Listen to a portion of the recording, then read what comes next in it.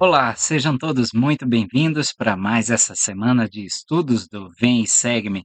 Nós hoje discutiremos Êxodo, do capítulo 1 ao capítulo 6. Então vamos embarcar nessas águas turbulentas do Rio Nilo para que nós possamos descobrir uma das figuras talvez mais lembradas do Velho Testamento, Moisés. Tá? O pergaminho do livro de Gênesis está conectado ao pergaminho do livro de Êxodo. Então não são, vamos dizer, dois livros separados, tá? Podemos enxergar o livro de Êxodo em pelo menos três níveis. Um, uma nação escravizada. Dois, uma nação redimida. E três, uma nação escolhida, separada pelo Senhor para ele. E não só no nível coletivo, mas também a visão é individual.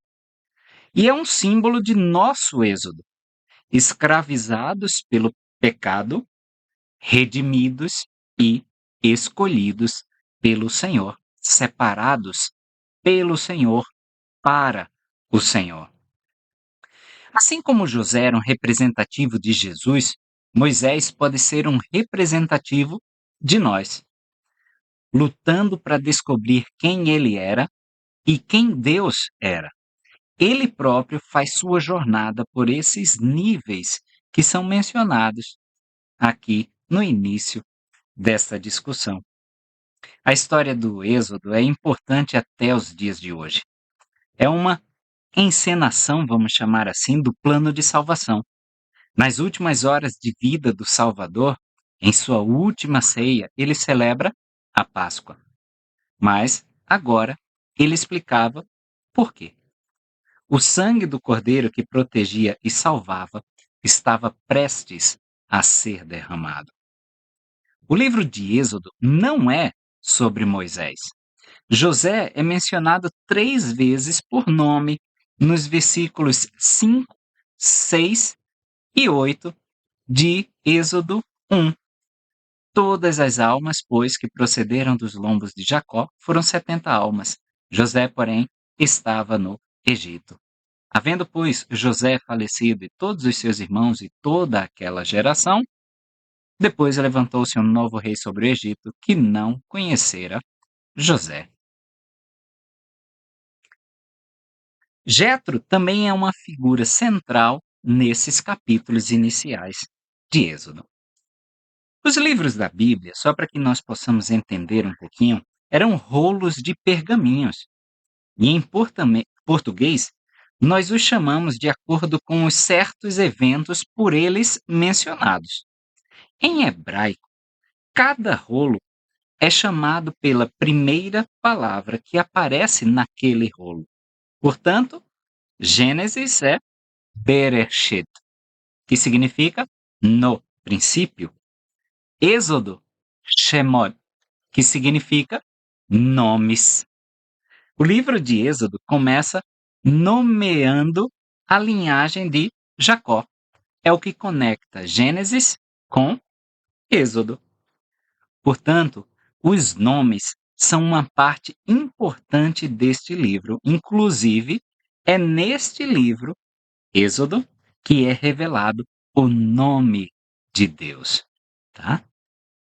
Versículo 2 e versículo 3 de Êxodo 1 trazem o seguinte: Rubem, Simeão, Levi, Judá, Issacar, Zebulon e Benjamim. É uma listagem por família.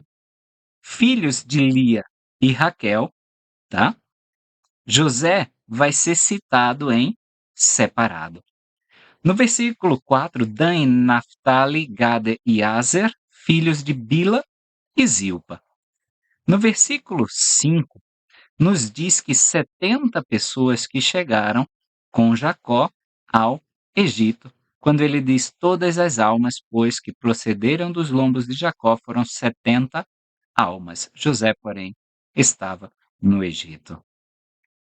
No versículo 7, os filhos de Israel frutificaram e aumentaram muito, e multiplicaram-se e foram fortalecidos grandemente, de maneira que a terra se encheu deles. Será que a gente consegue reconhecer essas palavras que nós já vimos e que está no começo do outro pergaminho, Gênesis, frutificaram, multiplicaram-se, terra se encheu.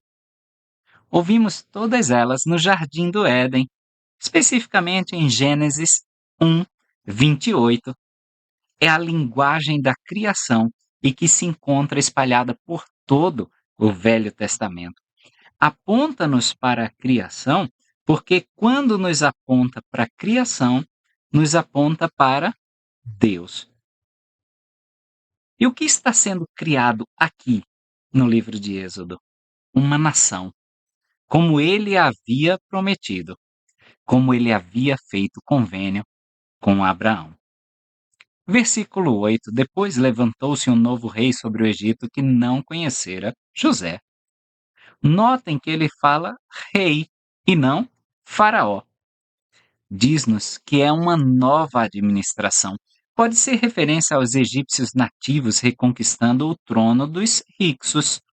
Essa é a ascensão do grande reinado no Egito, a dinastia 18ª e 19ª, Sete I, Ramsés o Grande, etc. São egípcios nativos. Eles não ligavam para José, se apresentavam como filhos de Deus. O Deus máximo era Amun, que foi quando a gente discutiu, né? Quando falamos sobre as ovelhas e os hebreus serem pastores de ovelhas. E eles se nomeavam assim: Rei Tut-Ankh-Amun, que é o que aportuguesando ficou Tutankhamon, tá? Então eles estavam estabelecendo essa nova administração que os representavam aí como representantes do próprio Deus. Isso se torna conflitante com o verdadeiro Deus.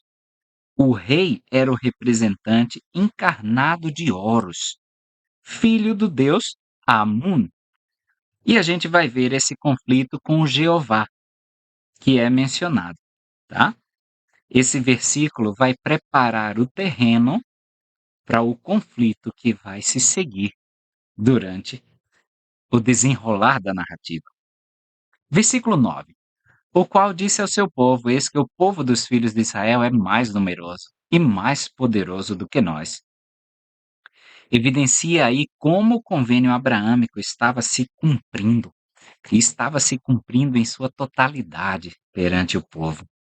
O faraó, o novo rei, ele tenta duas formas de extinguir com os hebreus: matar Israel de trabalhar e depois, literalmente, matar os filhos de Israel. Vamos ver dos versículos 11 a 14. E puseram sobre eles feitores para os afligirem com suas cargas, porque edificaram para Faraó a cidade celeiro, Pitom e Ramessés. Mas quanto mais os afligiam, tanto mais se multiplicavam e tanto mais cresciam, de maneira que se atemorizavam por causa dos filhos de Israel. E os egípcios faziam servir os filhos de Israel com dureza, assim que eles fizeram amargar a vida com dura servidão, em barro e em tijolos e com todo o trabalho no campo, com todo o seu serviço em que os faziam servir com dureza.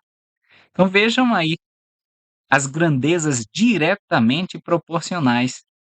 Quanto mais a aflição, maior a multiplicação do povo. O Senhor estava agindo para cumprir a sua parte do convênio. Versículo 15. E o rei do Egito falou às parteiras das hebreias, das quais o nome de uma era Sifrá e o nome da outra Puá.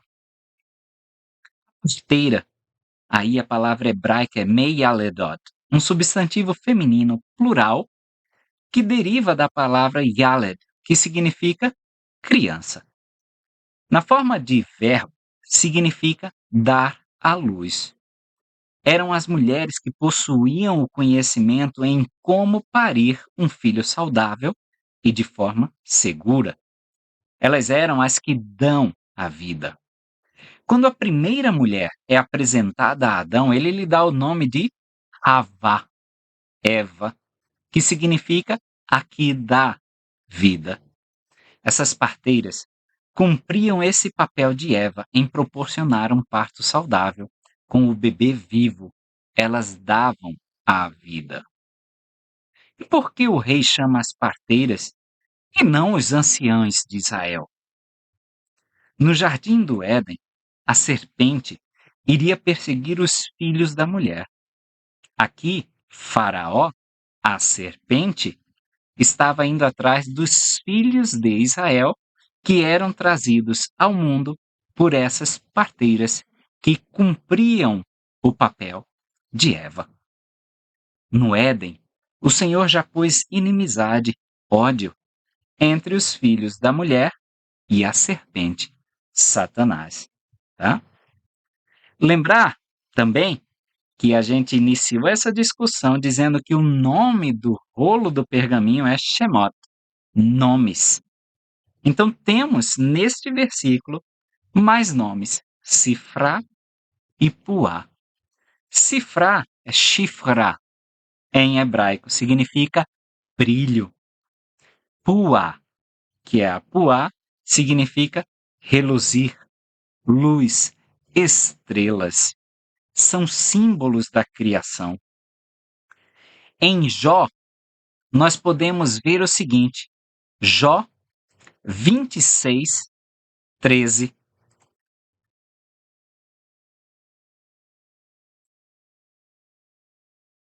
Pelo seu espírito ornou os céus, a sua mão formou a serpente fugidia. Ornou, que é traduzido aqui no livro de Jó, seria mais ou menos assim, se tivéssemos uma tradução mais literal. Pelo seu espírito, os céus foram feitos brilhantes, tá? Olha só que interessante a importância dessas mulheres. Eram mulheres fortes, tá? Que encaram ao rei Faraó antes mesmo de Moisés encará-lo. Elas já fazem oposição a Faraó. Versículo 16. E disse: Quando ajudardes as hebreias a dar à luz e as virdes sobre os assentos, se for filho, matai-o. Mas se for filha, então viva. Filho, ben, em hebraico. Filha, bat, em hebraico. São nomes familiares. O rei não dizia menino ou menina. Ele está tentando aí destruir famílias. Sifra e Puá são mencionadas por nomes, mas não está registrado nenhuma vez o nome de Faraó ou o nome desse novo rei. Vejam como elas eram importantes aos olhos do Senhor. Versículo 17. As parteiras, porém, temeram a Deus e não fizeram como o rei do Egito lhes dissera. Antes, conservavam os meninos com vida.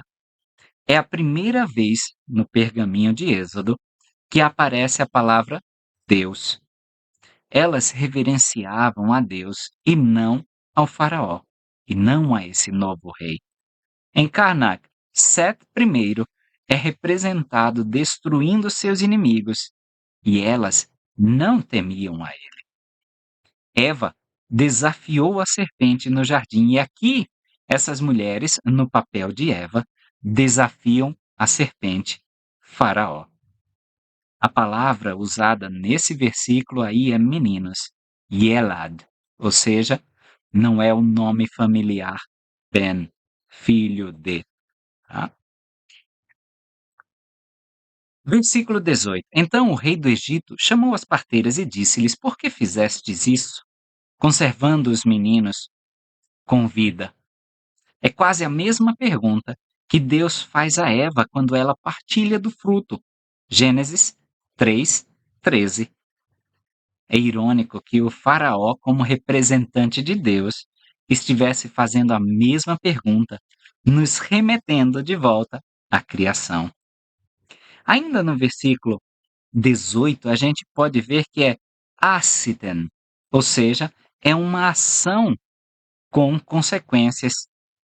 Nesse versículo, ainda é chamado de rei do Egito.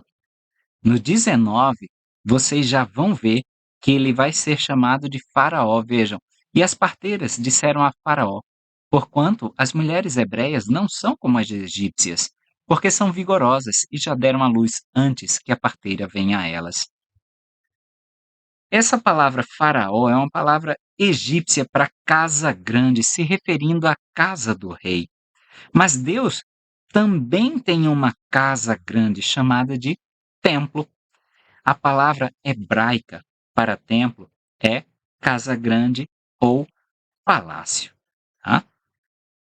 No versículo 21 também vai ser usada a mesma palavra quando se refere às parteiras. Vejam lá, e aconteceu que, porquanto as parteiras temeram a Deus, ele estabeleceu-lhes casas, casa grande, Faraó. Tá? No versículo 19 ainda, ela diz que as mulheres são vigorosas. É Ki-Chayot. Chayot significando vida. É a raiz próxima a Havá, Eva. Tá? Essa raiz, que também é próxima a Raiá, significa ser. É a raiz do nome de Deus. Yehavé ou Jeová. Nós vamos ver um pouco mais. Tá? O que o versículo 19 nos diz é que as mulheres hebreias são cheias de vida, nos apontando para Eva, a mãe de todos os viventes. É o propósito delas, a bênção delas guardar os mandamentos de Deus. Frutificai, multiplicai e enchei a terra, de Gênesis 1, 28. Tá? O que não está dito por elas é implícito. Faraó, elas são abençoadas por este convênio, tá? Faraó no sentido de casas, no sentido de família, no sentido de posteridade. Jogar os meninos no rio foi o plano B de Faraó, já que as parteiras não fizeram o que ele desejava. Foi isso que a serpente tentou fazer, destruir a família, começando por dentro. Adão não estava com Eva, nós vimos também nessa discussão da criação. Essas filhas de Eva, parteiras, não aceitaram esse plano do Faraó de minar as famílias de dentro para fora. E aí, a serpente toma ação dizendo que destruirá a semente da mulher. Vamos para Êxodo, capítulo 2, versículo 1. E foi um homem da casa de Levi e casou-se com uma filha de Levi. Filha. Essa palavra tem sido recorrente, tá? Parece um artifício, aí um motivo literário. Por que ele usa a palavra homem e não usa a palavra mulher? Reparar aí que o capítulo anterior, em Êxodo 1, tá? Termina com a menção às filhas, e esse começa com filha. Vejam, Êxodo 1, 22. Então ordenou Faraó a todo o seu povo, dizendo: todos os filhos que nascerem lançareis no rio, mas todas as filhas guardareis com vida. Tá? E aí a gente sabe que esse homem da casa de Levi, a filha de Levi, tá? É Amrão e Joquebede, que são os pais de Moisés. Nós podemos achar referência a eles em Números 26, 59. A menção a Amrão é feita em Êxodo, capítulo 6, versículo 20. Nós vamos chegar lá. Versículo 2 de Êxodo 2. E a mulher concebeu, e deu à luz um filho, e vendo que ele era formoso, escondeu-o 3 meses. E vendo que ele era formoso. Em inglês aí a tradução não é bem formoso, o sentido da palavra está mais para bom, e vendo que ele era bom. É a mesma palavra que Nefe usa para descrever seus pais, tá? Godly parents. Aqui é godly, tá? Voltamos ao motivo da criação, mais uma vez, quando em hebraico, vatere oto kitov, vendo que era bom, tá? Deus, em Gênesis 1:4, vaiar Elohim ahor kitov, viu Deus a luz que era boa. Nós temos então uma nova criação conectada a Deus. Ela, a filha, Joquebede, age como Deus nesse processo de criação. Ela viu que o filho era bom. Versículo 3. Não podendo, porém, mais escondê-lo, tomou um cesto de juncos e o betumou com betume e breu, e pondo nele o menino, o pôs nos juncos à borda do rio. Em outras traduções, o cesto de juncos está traduzido como arca de juncos, tevat em hebraico, que é a mesma palavra usada para a arca de Noé, tevá. É o mesmo instrumento salvador. O dilúvio foi o reverso da criação, enchendo o espaço que foi criado das águas de cima e das águas de baixo. A única coisa sobrevivente foi a arca. Uma arca, ela não possui leme, segue a corrente. Era o princípio de que Deus guiaria seu progresso no rio. A ideia de Joquebede para a arca de juncos não era nova. Fazia parte de mitos conhecidos da época, como a história de Sargão da Acádia, onde num texto se conta: minha mãe, alta sacerdotisa ou sumo sacerdotisa, me concebeu, em segredo me pariu. Colocou-me numa cesta de juncos e selou com betume. Colocou-me no rio que se elevou sobre mim e me carregou a aqui o carregador de água. Tá? A palavra arca, novamente, tevá, é mencionada no versículo 5, e a filha de Faraó desceu para banhar-se no rio, e as suas donzelas passeavam pela borda do rio. E ela viu o cesto no meio dos juncos e enviou a sua criada, que o tomou. A palavra filha, novamente, aparece. As donzelas, venaroteiá, pode ser traduzido como jovens mulheres. Reparar que aí são mulheres, tá?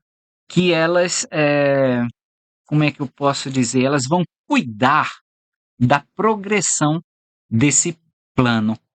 A gente também tem que lembrar que Miriam acompanhava a progressão desse plano.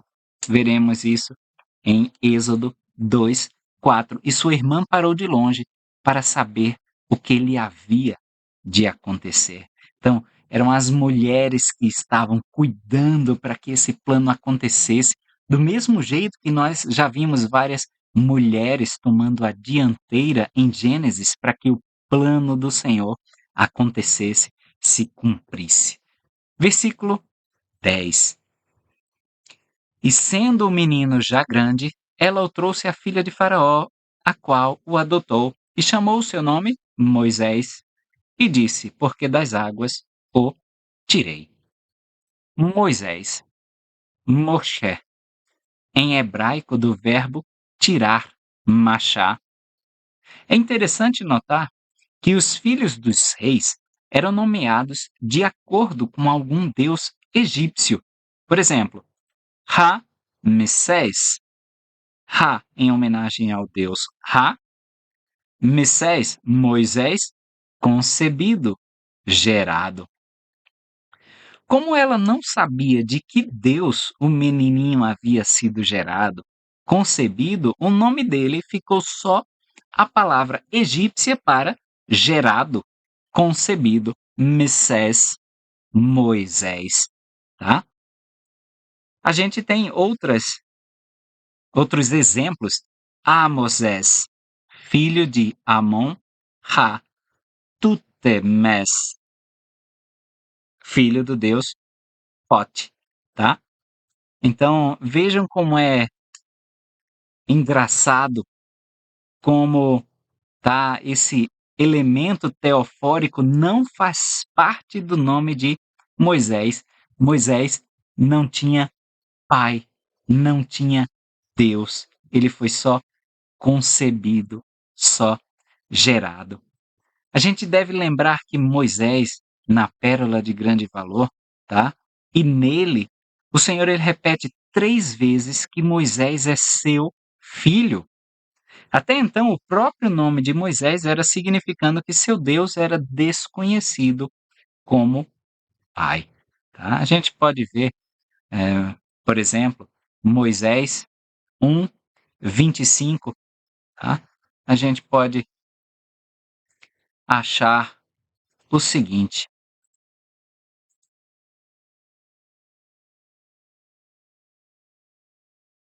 invocando o nome de Deus, tornou a contemplar sua glória, porque ela estava sobre ele. E ouviu uma voz dizendo: Bendito és tu, Moisés, porque eu, o Todo-Poderoso, te escolhi. E serás mais forte que muitas águas, pois elas obedecerão a teu comando, como se fosses Deus, tá?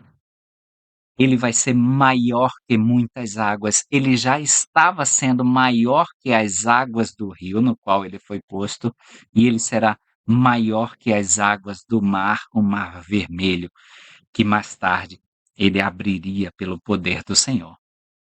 Versículo 11. E aconteceu naqueles dias que, sendo Moisés já grande, saiu a seus irmãos e atentou para as suas cargas, e viu que um homem egípcio feria um hebreu, um de seus irmãos. Irmãos aí, parece que Moisés ele já começa a ter noção de que ele não era egípcio, é tanto que é chamado um hebreu, um de seus irmãos.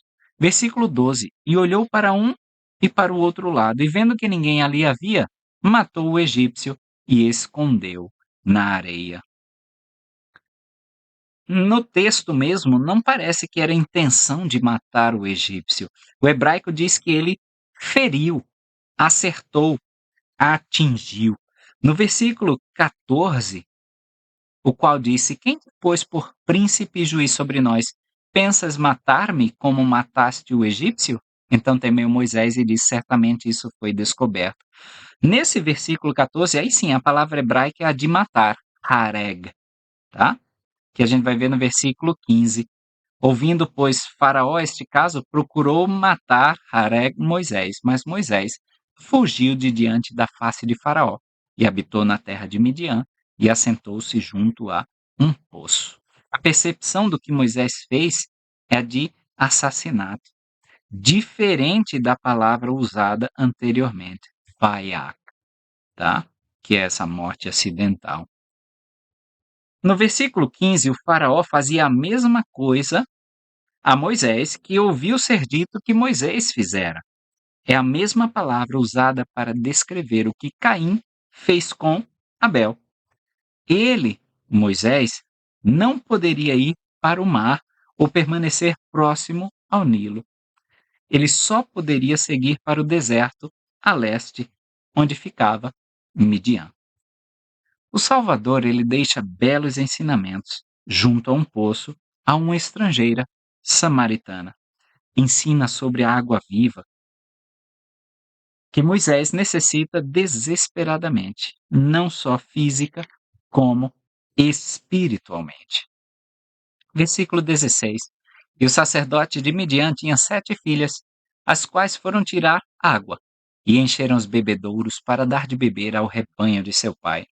Filhas novamente, mais uma repetição. Entre os midianitas, descendentes de Abraão por Quetura, havia sacerdócio real. Interessante perceber as palavras sacerdote, pai, rebanho, que estão aí no versículo. São palavras que demonstram o que Moisés necessitava. Seria das mãos de Jetro que ele receberia o sacerdócio. Versículo 17. Então chegaram os pastores e expulsaram-nas dali, Moisés, porém, levantou-se e defendeu-as e deu de beber ao seu rebanho. Defendeu-as Vaioshian. Essa palavra significa salvar ou libertar. Moisés já tinha um instinto de salvador.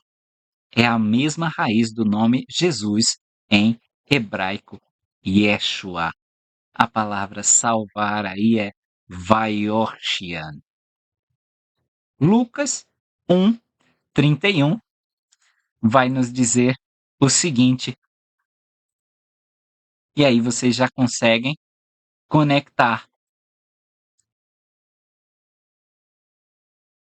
Lucas 1:31.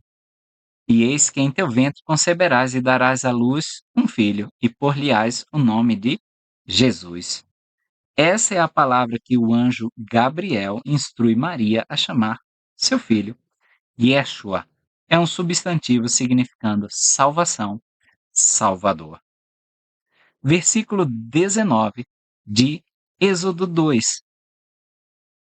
E elas disseram: Um homem egípcio nos livrou da mão dos pastores e também nos tirou água em abundância e deu de beber ao rebanho.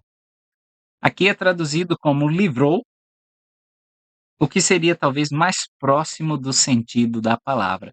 Um homem egípcio nos salvou da mão dos pastores, tá? Versículo 24. E ouviu Deus o seu gemido, e lembrou-se Deus do seu convênio com Abraão, com Isaque e com Jacó. A palavra Deus, até aqui, a que é usada é Elohim. Ainda não há o nome dele. Reparem que nesse versículo nos remete à temática da história do dilúvio em Gênesis 8:1. Versículo 25: E olhou Deus para os filhos de Israel, e atentou Deus para a sua condição. No hebraico, diz que Deus olhou para eles e que Deus os conhecia. Em outras traduções, a gente consegue esse sentido. Então, Deus, esse mesmo Deus criador, ele nos conhece, ele olha para cada um de nós. Êxodo 3, versículo 1. E apacentava Moisés o rebanho de Jetro, seu sogro, sacerdote em Midian, e levou o rebanho atrás do deserto e foi ao monte de Deus, a Horebe. Jetro começa a ensinar a Moisés as habilidades que ele necessitava mais à frente. Liderar um rebanho pelo deserto. As montanhas aí são templos naturais. Horebe vai ser igual a Sinai. Versículo 2. E apareceu-lhe o anjo do Senhor em uma chama de fogo, do meio de uma sarça, e olhou, e eis que a sarça ardia no fogo, e a sarça não se consumia. O anjo do Senhor, se a gente clicar na notinha de rodapé a tradução de Joseph Smith de Êxodo 3:2 diz a presença do Senhor, tá? Moisés experimentava aí o Vayeri-or, que aparece em Gênesis 1:3. E houve luz, é o que significa, ou melhor, traduzindo é haja luz, Yeri-or, seria haverá luz. O Sol, ele só seria criado mais tarde, como a gente viu em Gênesis 1:16. Então era algo diferente do que simplesmente a luz do Sol, tá? Ele experimentava essa luz divina, diferente da luz natural. Versículo 4. E vendo o Senhor que se virava para ver, bradou Deus a ele do meio da sarça e disse: Moisés, Moisés. E ele disse: Eis-me aqui. A primeira coisa que ele ouve de Jeová é seu nome, assim como na experiência de Joseph no bosque, na primeira visão. O Senhor nos chama pelo nome. O eis-me aqui, Hineni, seria mais como contemple-me, veja-me. Versículo 5, e disse, não te chegues para cá, Tira os teus sapatos de teus pés, porque o lugar em que tu estás é terra santa. O Senhor, ele meio que diz simbolicamente: você está em meu mundo agora, não traga a sujeira do seu mundo. Quero você em minha presença, mas isto, o que quer que seja, pecado, pensamentos, atos, palavras, desejos, não pode vir contigo, Moisés. E é esse o convite que ele faz para nós. Você vem para a minha presença, mas algumas coisas não podem entrar na minha presença, você deixa de fora. Versículo 6: disse mais: Eu sou o Deus de teu pai, o Deus de Abraão, o Deus de Isaque e o Deus de Jacó. E Moisés encobriu seu rosto, porque temeu olhar para Deus. Anok Elohei, eu sou o Deus. Aqui um pronome pessoal, não o verbo que ele vai usar adiante quando ele instrui Moisés a dizer quem ele é para o faraó. É como se eles aqui se conhecessem por longo tempo. É algo pessoal, é algo de amizade. É aqui que Moisés sai de egípcio para um hebreu. Tá? Versículo 8. Portanto, desci para livrá-lo da mão dos egípcios e para fazê-lo subir daquela terra a uma terra boa e larga, a uma terra que mana leite e mel, ao lugar do cananeu e do Eteu e do Amorreu e do Perezeu e do Eveu e do Jebuseu. Não era Moisés o libertador, era o próprio Jeová. Esses povos estavam, na época, na terra, ou seja, ocupando a terra do convênio de Abraão.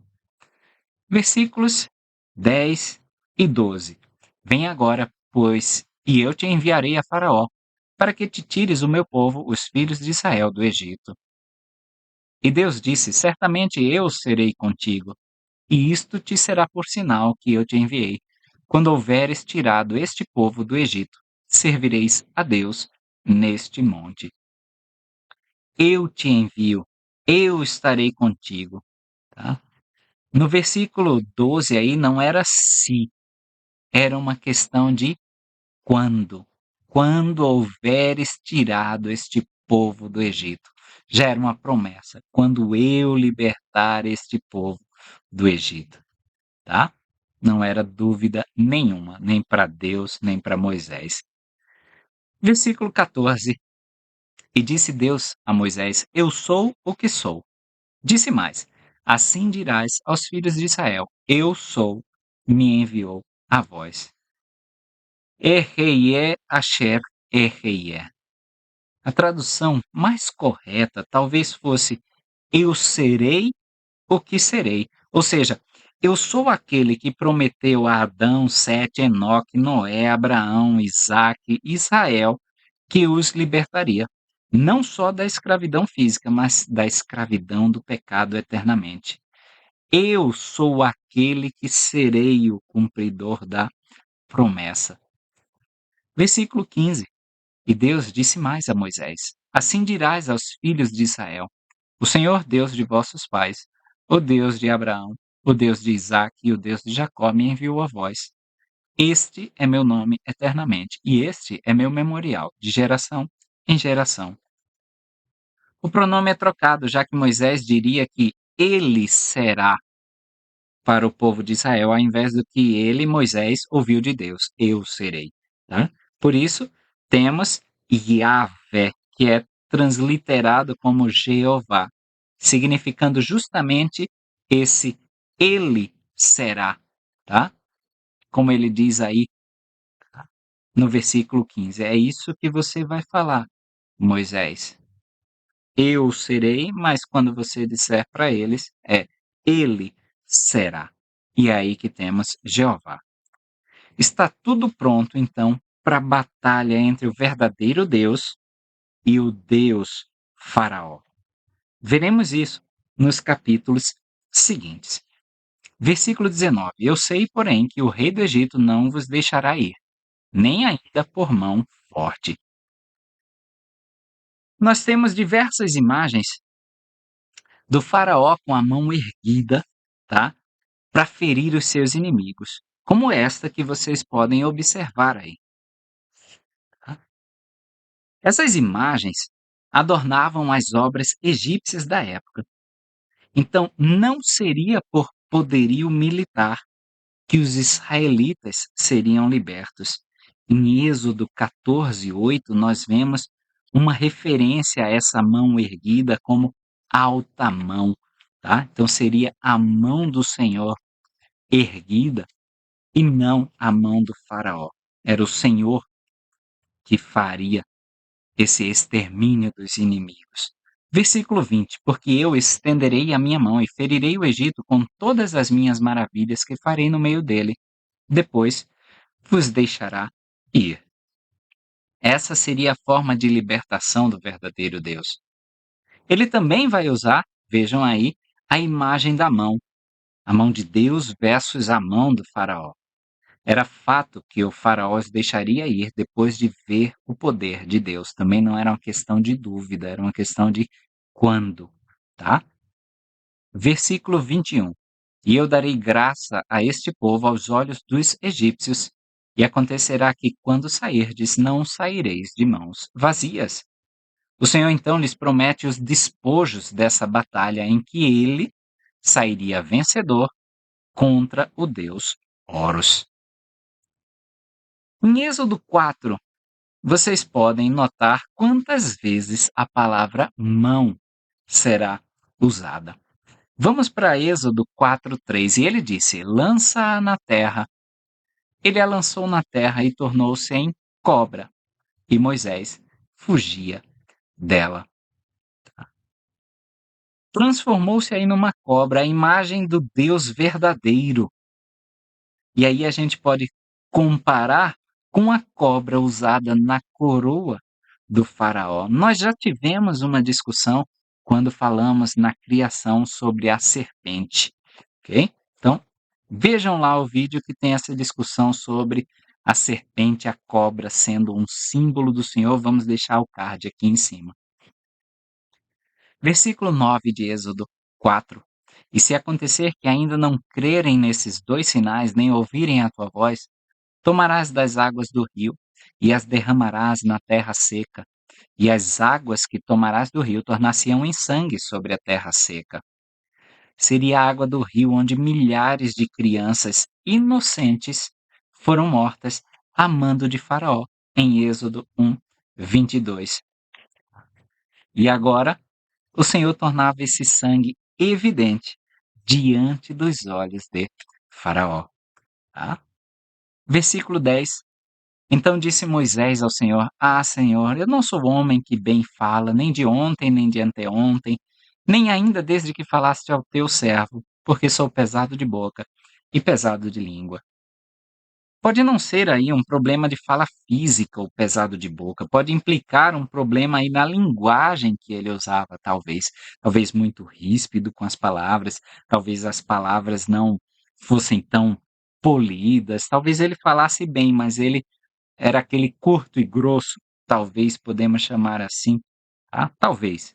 Versículo 12: Vai, pois, agora, e eu serei com a tua boca, e te ensinarei o que hás de falar. Vai, lec, é o mesmo mandamento, a mesma ordem dada a Abraão em Gênesis 12:1.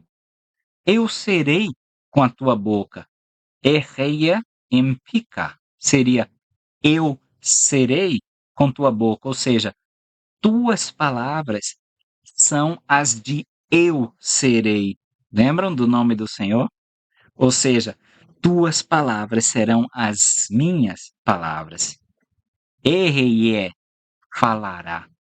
A palavra usada para ensinarei é Torá, e te ensinarei o que has de falar.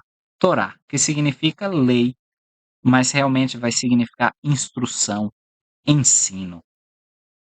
Versículo 13. Ele, porém, disse: Ah, Senhor, envia pela mão daquele a quem tu has de enviar. Parece uma prefiguração do pedido de Jesus em Lucas 22:42. Lucas 22:42. dizendo: Pai, se queres, passa de mim este cálice, porém não se faça a minha vontade, senão a tua. Mateus 26:39 também. É então que o Senhor lhe envia alguém, Arão, assim como enviou o anjo a Cristo em Lucas 22:43, e apareceu-lhe um anjo do céu que o fortalecia. Tá? Êxodo 4:18. Então foi Moisés e voltou para Jetro, seu sogro, e disse-lhe: Eu irei agora e retornarei a meus irmãos que estão no Egito, para ver se ainda vivem. Disse, pois, Jetro a Moisés: Vai em paz. Ele vai primeiro a Jetro. Além de sogro, era seu líder espiritual. E ele buscava a sua permissão, a sua bênção. E Jetro usa a mesma palavra que Jeová, lek, vai. Tá? Versículo 22. Então dirás a Faraó: Assim diz o Senhor: Israel é meu filho, meu primogênito. Faraó preparava seu primogênito para ser seu sucessor. Deus diz que Israel era seu primogênito, seu herdeiro real. Por isso Deus prometeu matar o filho do Faraó, caso não liberasse Israel. No versículo 23. E eu te disse: Deixa ir o meu filho para que me sirva, mas tu recusaste deixá-lo ir. Eis que eu matarei o teu filho, o teu primogênito. Tá? Essa é a conversa aí entre Deus e Faraó, entre o Deus verdadeiro e aquele Deus falso. Os próximos versículos parecem o excerto de outra história que foi compilada aqui dentro dessa. Parece fora de contexto e a gente não tem muita informação sobre o que ocorre nesta passagem específica. Tá? Versículo 24. E aconteceu no caminho, na estalagem, que o Senhor o encontrou e o quis matar. O Senhor está irado com Moisés. Talvez o motivo seja porque ele ainda não havia circuncidado seu filho, Gerson. Talvez Moisés estivesse muito ocupado e preocupado em arrumar o local para ficarem, a viagem, etc. E ele deixou os mandamentos para segundo plano. Parece a pergunta que Eva faz no templo a Adão: Pretendes guardar todos os mandamentos do Pai? Versículo 25. Então Zípora tomou uma pedra afiada e circuncidou o prepúcio de seu filho e o lançou a seus pés e disse: Certamente me és um esposo sanguinário. Não seria esposo a tradução correta, seria um genro. Parece que Zípora reforça a conexão de Jetro a Moisés, enfatizando que Jetro já havia ensinado isso a Moisés e ele ainda não fizera. E o sanguinário é Zípora, que está lembrando a Moisés que é dever dele derramar esse sangue da circuncisão. Tá? Se nós virmos a tradução de Joseph Smith de Êxodo 4:24-27, Zípora salva Moisés de sua desobediência. Tá? Eu acho isso um paralelo bem interessante, quando às vezes as mulheres é que levam a obrigação de fazer a noite familiar, de preparar o filho para o sacerdócio. Às vezes os pais eles se esquivam um pouco e deixam a mulher à frente, tá? Certamente me és um esposo sanguinário, me és um esposo que deixa suas obrigações para que eu faça, e essa não é a forma do Senhor, tá? Em Êxodo 5, a gente vai ver um lado humano de Moisés. A gente vai ver como ele estava sofrendo com tudo isso. E nós vamos antes começar Êxodo 5:2. Mas Faraó disse: Quem é o Senhor, cuja voz eu ouvirei para deixar ir Israel? Não conheço o Senhor, nem tampouco deixarei ir Israel. Não conheço esse Deus, ele está dizendo. Eu conheço Ra, Amun, Tot, mas nunca ouvi falar sobre esse rei que você está mencionando aí. E aí, no versículo 22 e 23, então voltou-se Moisés ao Senhor e disse: Senhor, por que fizeste mal a este povo? Por que me enviaste? Porque desde que me apresentei a Faraó para falar em teu nome, ele maltratou este povo, e de nenhuma forma livraste o teu povo. Então Moisés está sofrendo. está angustiado, está reclamando do seu sofrimento aí com o Senhor, como muitas vezes nós parecemos assoberbados pelo trabalho que dá a obra do Senhor, né? Puxa, está só me maltratando porque eu tento seguir os mandamentos, tá? Então Moisés, ele também sofreu com isso, coisa que muitos de nós hoje também podemos sofrer, tá? Êxodo capítulo 6. O capítulo 6, ele começa com a resposta do Senhor a essa reclamação de Moisés: "Por que tá fazendo isso, Senhor? Por que está fazendo com que o povo sofra desde que eu falei teu nome?", né. Versículos 2 do capítulo 6: "Falou mais Deus a Moisés e disse: Eu sou o Senhor". Ele usa Ani, que é bem pessoal, é o pronome que a gente usaria, por exemplo, em hebraico para dizer: "Eu sou seu pai". É esse pronome. O Senhor relembra de quem ele era filho. Lembram o Moisés, que não era filho de Deus algum, ele relembra aí: "Você é meu filho", tá. E ele relembra a Moisés desses convênios que foram firmados por ele com o povo de Israel. O capítulo 6, ele termina aí com uma genealogia. Mais uma vez, nomes. O único nome que não é mencionado é o de Faraó. Até o nome de Deus é mencionado, mas o de Faraó não. Tá? Essa história aí que a gente vai achar depois do capítulo 7 ao 13, que é tema aí de outra discussão, vai ser recontada todos os anos por judeus e cristãos ao redor do mundo. Na verdade, o Seder de Pesach, a Páscoa, o jantar cerimonial judaico em que se recorda essa história, é um dos eventos mais litúrgicos da celebração, com regras bem estritas. Essa perícope, esse conjunto de versículos que formam uma unidade ou um pensamento coerente, é fundamental na história divina de libertação, não só israelita, mas como protótipo da expiação de Jesus Cristo, a primeira salvação realizada pelo Cristo pré-mortal, e a segunda, que será realizada pelo Cristo mortal. Êxodo 12 é uma passagem sem igual que vai simbolizar a expiação de Cristo. Foi num ceder de Páscoa que foi instituído o sacramento, e é uma ordenança que fazemos continuamente por nós mesmos. Todas as outras, nós agimos como procuradores no templo e fazemos só uma vez por nós. Mas o sacramento é uma que nós fazemos todo domingo, por nós mesmos. Nesse capítulo 6, no versículo 1, então disse o Senhor a Moisés: Agora verás o que hei de fazer a Faraó, porque por mão poderosa ele os deixará ir. Sim, por mão poderosa os expulsará de sua terra.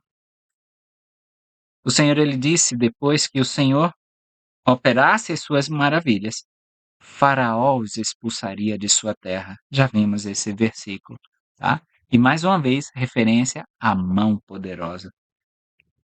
Versículo 3: E eu apareci a Abraão, a Isaque e a Jacó, como Deus Todo-Poderoso, mas pelo meu nome, Jeová, não lhes fui perfeitamente conhecido. A gente pode ver aí a notinha de rodapé B. Na tradução de Joseph Smith, de Êxodo 6:3, diz, continuando, né? Aparecia a Abraão, a Isaque e a Jacó: Eu sou o Senhor Deus Todo-Poderoso, o Senhor Jeová. E não era o meu nome conhecido entre eles? A tradução de Joseph Smith deixa claro que era uma pergunta retórica feita pelo Senhor a Moisés. O mas, vá, podia ser melhor traduzido como um e, tá? No versículo 3, Êxodo 6:3, e eu apareci a Abraão, a Isaque e a Jacó como Deus Todo-Poderoso. Em vez de ler como um mais aqui, podia ser um e pelo meu nome, Jeová, não lhes fui perfeitamente conhecido? Tá? É essa pergunta retórica. Versículo 5, e também ouvi o gemido dos filhos de Israel, os quais os egípcios fazem servir, e me lembrei do meu convênio. lembrei do meu convênio. Dá para a gente recordar a mensagem central do quiasma do dilúvio quando debatemos Gênesis 8:1, tá? Lembrei-me do convênio. É uma linguagem de convênio. Versículos 6-8. Portanto, dize aos filhos de Israel: Eu sou o Senhor, e vos tirarei de debaixo das cargas dos egípcios e vos livrarei de sua servidão, e vos resgatarei com braço estendido e com grandes juízos. E eu vos tomarei por meu povo, e serei vosso Deus, e sabereis que eu sou o Senhor vosso Deus, que vos tiro de debaixo das cargas dos egípcios, e eu vos levarei à terra, acerca da qual levantei minha mão, em juramento de que a daria a Abraão, a Isaque e a Jacó, e vô-la darei por herança, eu, o Senhor. São 4 os aspectos da redenção celebrados no Ceder de Páscoa. Tirarei de debaixo das cargas dos egípcios, é o primeiro. O segundo, livrarei de sua servidão. O terceiro, resgatarei. E o quarto, tomarei por meu povo. No versículo 9, desse modo falou Moisés aos filhos de Israel, mas eles não ouviram Moisés por causa da angústia do espírito e da dura servidão. Os próprios israelitas não deram ouvidos a Moisés. Às vezes nós não damos ouvidos aos profetas do Senhor por causa da angústia que nos encontramos, por causa das duras provas às quais estamos sendo submetidos. Então precisamos ficar espertos para ouvir a voz do Senhor. Versículo 12. Moisés, porém, falou perante o Senhor, dizendo: Eis que os filhos de Israel não me ouviram. Como, pois, Faraó me ouvirá? Também eu sou incircunciso de lábios. Moisés ainda está reclamando, ainda está arguindo com o Senhor, incircunciso de lábios. Diz que Moisés tinha problemas com a língua estrangeira. Vamos ver o Novo Testamento em Atos, capítulo 7, versículo 22. E Moisés foi instruído em toda a ciência dos egípcios e era poderoso em suas palavras e obras. A gente aprende que ele é poderoso em palavras e obras. Por que então ele se diz com dificuldade? Tá? Ele se refere à dificuldade que ele tinha com o hebraico. Tá? Ele não se comunicava tão bem com o seu povo e não se sentia apto a representar Jeová. Ele não era considerado um embaixador competente de seu próprio povo. Tá? No versículo 30, vocês vão ver que ele reclama da linguagem novamente. E completados 40 anos, apareceu-lhe o anjo do Senhor no deserto do Monte Sinai, na chama de uma sarça ardente. Tá? E aí, vocês vão ver, versículo 30. Então disse Moisés perante o Senhor: Eis que eu sou de lábios incircuncisos, e como, pois, Faraó me ouvirá? Tá? E aí, nós vamos deixar por aqui a nossa discussão, porque vamos ver que as pragas do Egito, como conhecemos, elas tinham como objetivo principal o público-alvo os israelitas. Não somente para fazer o faraó libertar seu povo, mas para que Israel visse Deus agindo por meio desse profeta, esse mesmo profeta que tinha diversas dificuldades e que reclamava com o Senhor por ser tão imperfeito.